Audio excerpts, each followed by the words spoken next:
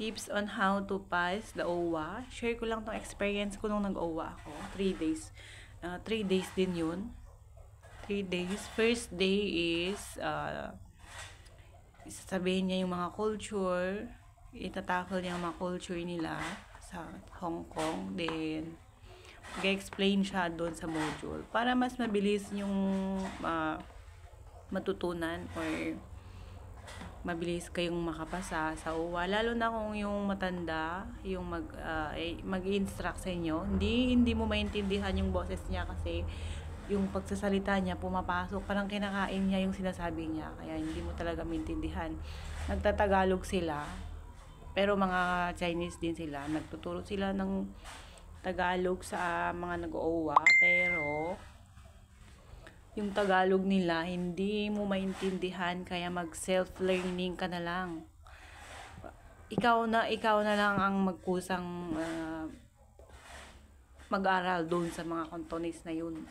Doon may module na ibibigay ang agency sa inyo. Tas doon yun na lang wag yun ang tayin yung explain niya kasi nag-explain din naman siya pero hindi mo rin maintindihan. Basahin mo na lang doon sa module, then intindihin mo.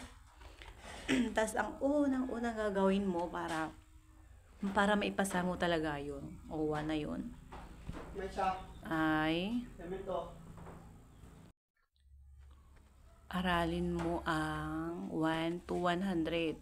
Doon sa 1 to 100 ay mas mabilis mo nang makuha ang weeks, months, and day, then time. Pag nakuha mo na yung 1 to 100, ay madali na lang sabihin madali na lang i-memorize yung months, weeks, and days.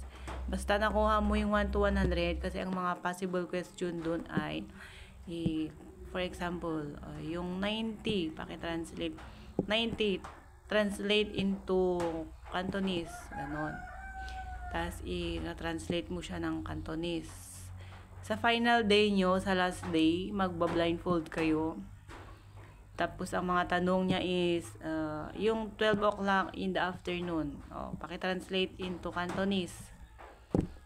Yun, mga ganon, ang possible question. Pero, ang tanong niya doon, mostly, is mga numbers, 1 to 100. Kaya, mas maganda, kabisado nyo ang 1 to 100. Para mas...